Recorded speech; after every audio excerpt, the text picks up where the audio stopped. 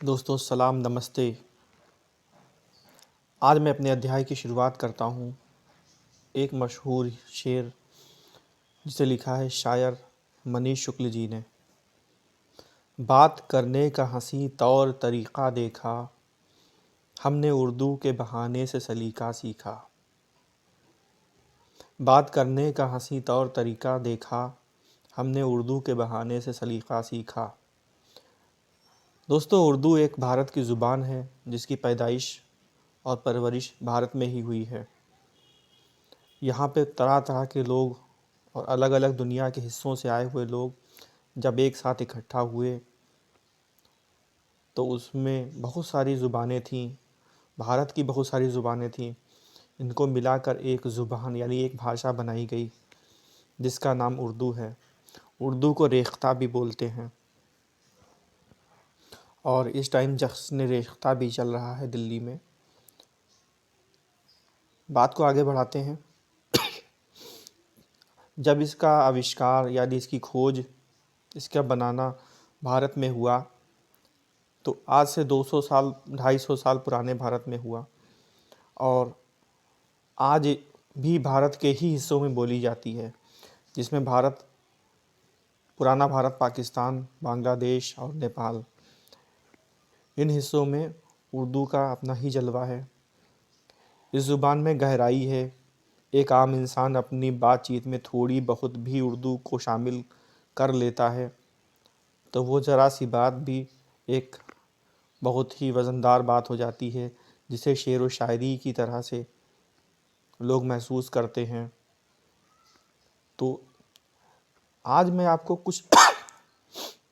कुछ अल्फाज बताऊंगा जिसे आप सीखकर अपनी उर्दू को और भी अच्छा कर सकते हैं। जिस तरह से उर्दू की लोगों ने अफजाइश की है, उसमें बहुत बड़े शायर, अफसाना निगार, अफसाना नवीस वगैरह शामिल हैं। उर्दू को मोहब्बत की ज़ुबान कहा जाता है। एक मशहूर लेखक हैं खुशवंत सिंह, इन्होंने उर्दू के बारे में लिखा है, कहा है, अगर आप उर्दू सीखना चाहते हैं तो इश्क कर लीजिए और अगर इश्क करना चाहते हैं तो उर्दू सीख लीजिए। तो अगर आप इश्क में हैं तो बहुत अच्छी बात है, अगर नहीं है तो मैं आपको करने की सलाह नहीं दे रहा, क्योंकि इस खेल में वित्तीय और मानसिक जोखिम शामिल है। कृपया विशेषज्ञों की सलाह से करें। ये तो एक जोक हो गया। इस वीडियो को पूरा देखेंगे तो आपको पता चलेगा कि कितनी मिठास इस ज़ुबान में है। तो शुरुआत करते हैं उर्दू के कुछ मशहूर मकबूल अल्फाज की तरफ। तो आइए शामिल होते हैं।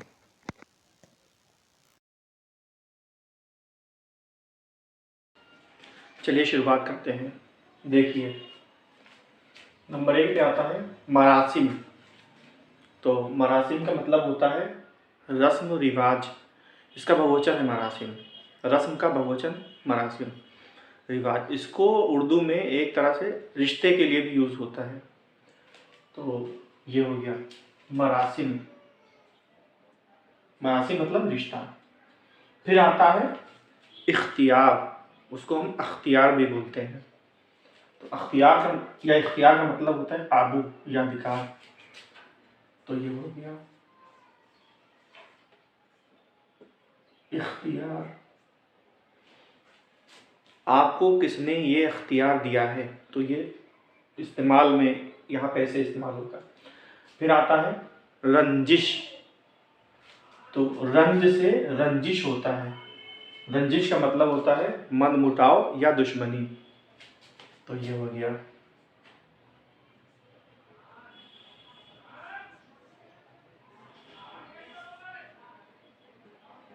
रंजिश। ये हो गया।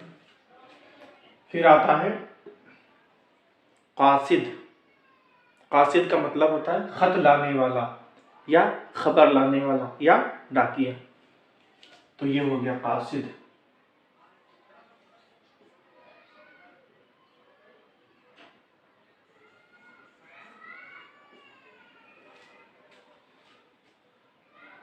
फिर आते हैं जुस्तजू। जुस्तजू का मतलब होता है तलाश करना, किसी चीज की तलाश। तो जुस्तजू ये हो गया।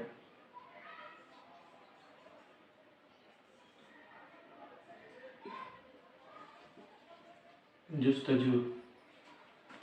जुस्तजू के बाद में आता है आरजू।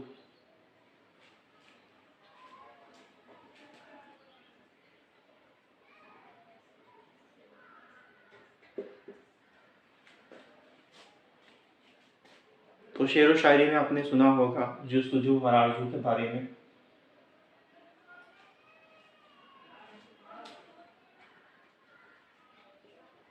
अब आते हैं अगले आबरू के बारे में। आबरू का मतलब होता है इज्जत। किसी को इज्जत दिया, किसी की इज्जत होती है उसको बोलते हैं आबरू। तो ये हो गया आबरू। अब आते हैं अगले आशना पर। तो आशना के बहुत सारे माने होते हैं, जिसमें आता है नंबर 1 पे दोस्त, महबूब, महबूबा और प्रेमी। तो आशना।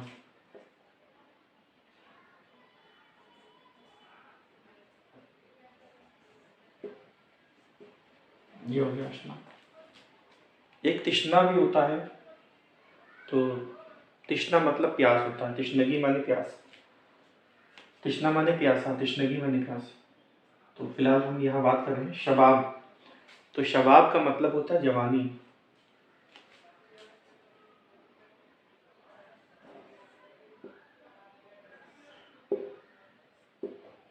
ये हो गया शबाब।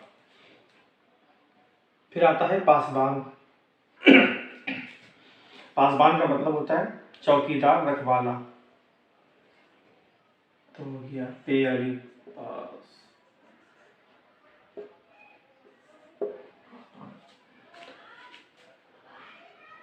अब नंबर है शबनम का। तो शबनम नाम भी आपने सुना होगा, शबनम का इस्तेमाल भी सुना होगा। तो शबनम का इस्तेमाल होता है ओस के लिए। तो ये हो गया शीन बे शब, नून बे मीम। तो ये हो गया शबनम, शबनम। फिर आता है अगला इखलास। तो इखलास का मतलब होता है दिल के अंदर जो नेक नियति होती है उसको हम इखलास बोलते हैं। खुलूस। खुलूस का मतलब, खुलूस की जमा होती है यानी कि इखलास। तो इखलास जो है नेक नियति को कहते हैं और लगाव को भी बोलते हैं। तो ये हो गया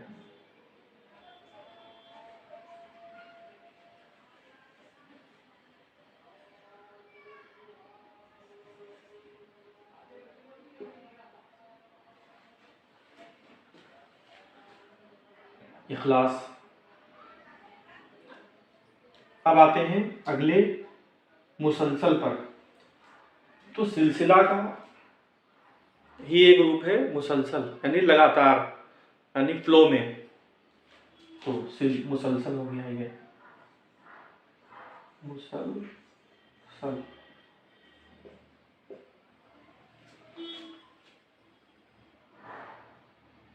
अगला लफ्ज है गुर्बत। किसी के करीब जाना, यानी किसी के करीब होना। तो उसको करीबी बोलते हैं या नज़दीकी बोलते हैं। तो ये नज़दीकी होता है। तो ये हो गया कुर्बत। आप रे बे और ते, कुर्बत। कुर्बत के बाद में अगला आता है लफ्ज नज़ाकत। तो कहते नहीं है इंसान के अंदर खुदा जब हुस्न देता है नज़ाकत आ ही जाती है। तो नज़ाकत का मतलब होता है कोमलता, यानी बहुत हल्का फूल की तरीके से होना, उसको बोलते हैं नज़ाकत। नून जे अलिफ काफ होते, नज़ाकत। अगला आता है नवाजिश। ये आपकी नवाजिश है। तो नवाजिश मतलब होता है कृपा या दयालुपन। जैसे आपने ये काम कर दिया तो आपकी नवाजिश होगी। तो ये नवाजिश हो गया। नवाजिश।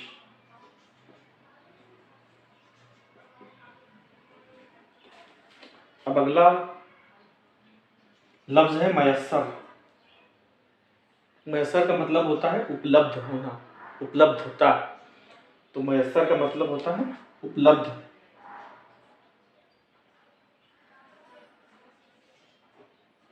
मयस्सर।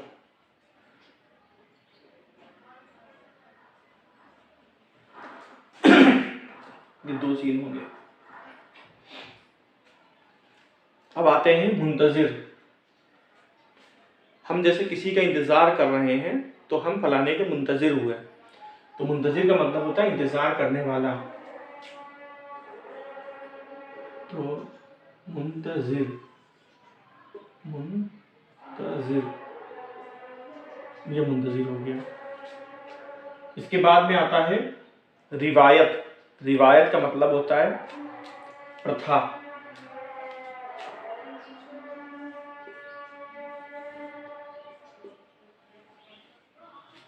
ये हो गया रिवायत।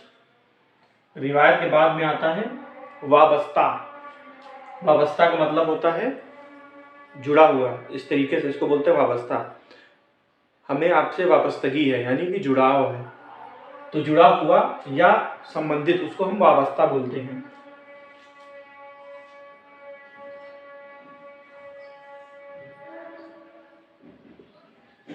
वाबस्ता।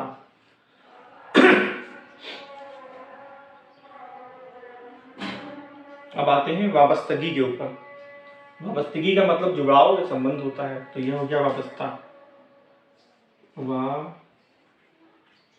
वाबस्तगी।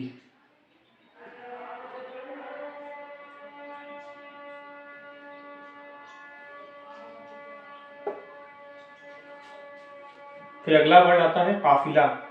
काफिला का मतलब होता है कारवां, यानी कि दल।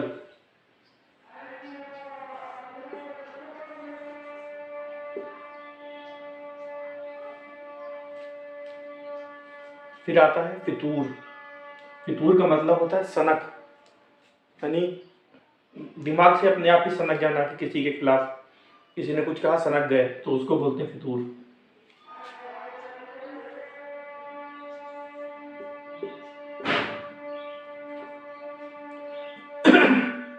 अब अगला लफ्ज है शब्द, यानी कि लफ्ज। तो लफ्ज का मतलब होता है एक शब्द।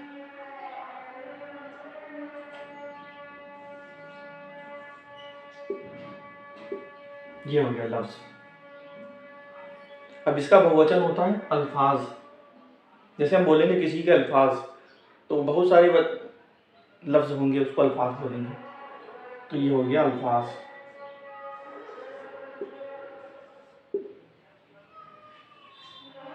फिर आता है लक़ब। लक़ब किसी को दिया जाता है, जैसे किसी के बारे में कहा है हमारे पीरो मुर्शिद, ये लक़ब हो गया।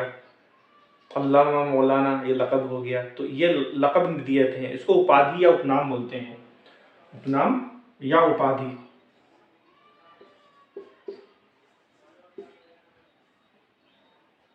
तो ये हो गया लक़ब। नाम, पाफ और बे,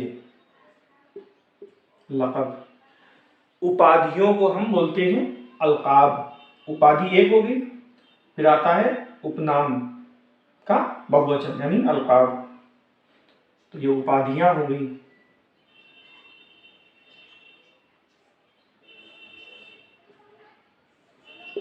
अलक़ाब।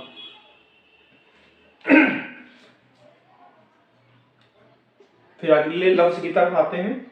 ये है सिफर। सिफर का मतलब शून्य, जीरो, यानी कि ये जीरो।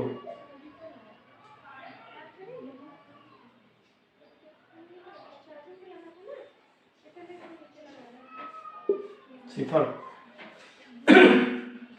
अगला शब्द है, यानी कि लफ्ज है आफताब। आफताब का मतलब सभी जानते हैं, सूरज होता है। तो ये हो गया आफताब। आफताब के बाद में आएगा, मत तो लगाना भूल ही गए थे। चलिए, आफताब के बाद में आता है महताब। तो महताब और महताब एक ही होता है, इसका मतलब होता है चांद। तो पहले हम लिखते हैं महताब,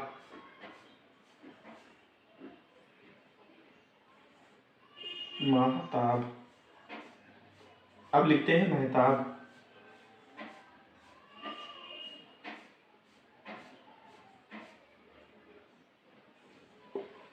तो कहीं अगर ये महताब लिखा है, कहीं महताब लिखा है, तो कंफ्यूज ना होइएगा, दोनों एक ही हैं, लिखने का तरीका अलग है, इसमें अलिफ लगेगा, इसमें नहीं लगेगा, मीनिंग एक ही है, चांद। अब आफताब को सूरज बोलते हैं तो शम्स को भी सूरज बोलते हैं, शम्स और कमर, तो चांद और सूरज, सूरज और चांद। तो शम्स का मतलब होता है सूरज,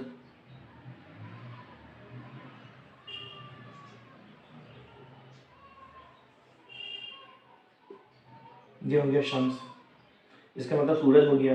और कमर का मतलब होता है चांद, काफ मीम और रे, कमर।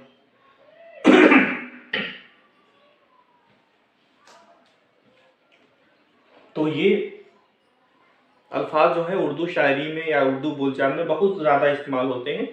और कल आपको जो वीडियो हम देंगे उसमें हम थोड़े से और अल्फाज जिनसे आपकी उर्दू बोलचाल और आसान हो जाएगी और बढ़िया हो जाएगी, तो उसके बारे में बात करेंगे। आज हमने बात करी उर्दू के इन अल्फाजों के बारे में। मरासिम, रिश्ता, ये नंबर 1 हो गया। इख्तियार यानी काबू, 2 ये हो गया। फिर आएंगे रंजिश, इसका होता है मनमुटाव या दुश्मनी, तो तीसरा ये हो गया। कासिद, खबर लाने वाला, चौथा। जुस्तुजू, तलाश, पांचवा। आरजू, तमन्ना, 6 हो गई। आबरू, इज्जत, इज्जत और आबरू बोलते हैं, ये 7 हो गया। आशना यानी कि दोस्त, प्रेमी, 8। शबाब यानी कि जवानी, 9। पासबान, रखवाला यानी चौकीदार, तो ये पासबान है, 10। शबनम की मतलब होता है ओस, 11। इखलास, लगाव यानी नेकनियती, 12। मुसलसल यानी सिलसिलेवार, लगातार, 13।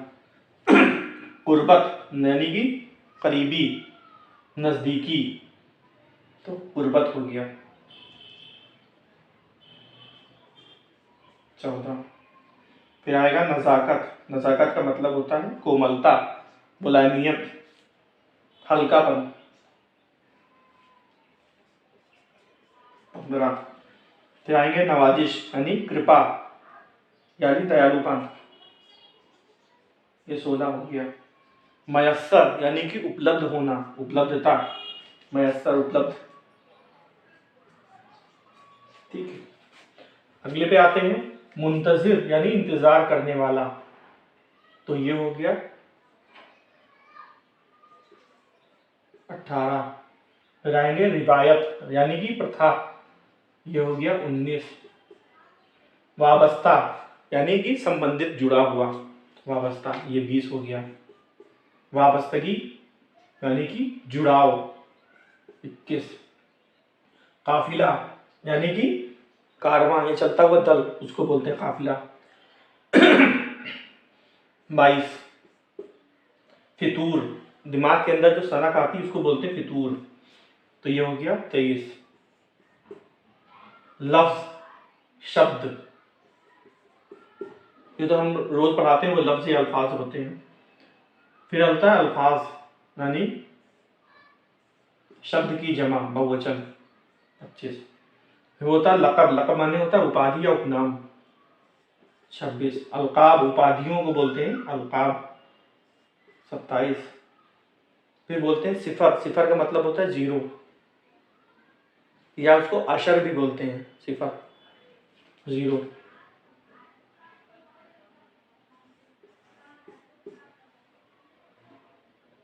आफताब, आफताब का मतलब होता है सूरज, 29। महताब, महताब माने चांद, 30। अब आफ्ताब महताब को हम शम्स और कमर भी बोलते हैं। तो ये 30 शब्द आपको हमने सिखाए थे, ये 2 हमने बढ़ा दिए ताकि आपको याद रहे। तो आफ्ताब को बोलते हैं शम्स 31, और महताब को बोलते हैं कमर यानी कि चांद 32। तो दोस्तों आज की वीडियो में हमने आपको सिखाए, जो आपने सीखे हैं वो 32 अल्फाज उर्दू के, जो हम शेर व शायरी में या रोज़ाना बोलचाल में हम इस्तेमाल करते हैं। आगे भी आपको हम 30 या 32 या 25 अल्फाज और सिखाएंगे, जिससे आप उर्दू को और अच्छी तरह से बोलना सीख जाएंगे। और थोड़ा डिस्टर्बेंस हो गया, अजान होने लगी थी। हालांकि हमारे यहाँ 4-5 अजानें हो चुकी हैं जिनकी आवाज़ें हम सुन चुके थे, और ये बराबर अजान चलती रहती है, क्योंकि अभी ज़ोहर का टाइम हम वीडियो बना रहे हैं, ज़ोहर का टाइम है। तो ज़ोहर के टाइम में बहुत सारी मस्जिदों में अजान होती है, फिर ज़ोहर के बाद में फिर असर, फिर लगातार अजानें होने लगेंगी, फिर मगरिब का टाइम हो जाएगा 1 घंटे बाद। तो ये अजानों का सिलसिला चलता है। तो इसलिए आप ये ना सोचेंगे कि अजान हो रहा है हम बोल रहे हैं, क्योंकि अजान का एहतराम लाजमी है। तो हमने 3-4 अजानें सुन ली थी, इसीलिए हमने वीडियो को कंटिन्यू रखा है ताकि आपको भी कोई दिक्कत ना हो। तो मुसलमान लोग अजान को ज़्यादा अहमियत देते हैं, तो इसलिए एक अजान सुनना ज़रूरी होता है। उसमें आप काम से रोक दें और अजान को गौर से सुनें, ठीक है। तो ये आपके अल्फाज हो गए। मिलते हैं आपको अगली वीडियो में, तब तक के लिए खुदा हाफिज़। अपना ढेर सारा ख्याल रखिएगा। सीखते रहिए, बोलते रहिए, समझते रहिए, लिखते रहिए, पढ़ते रहिए।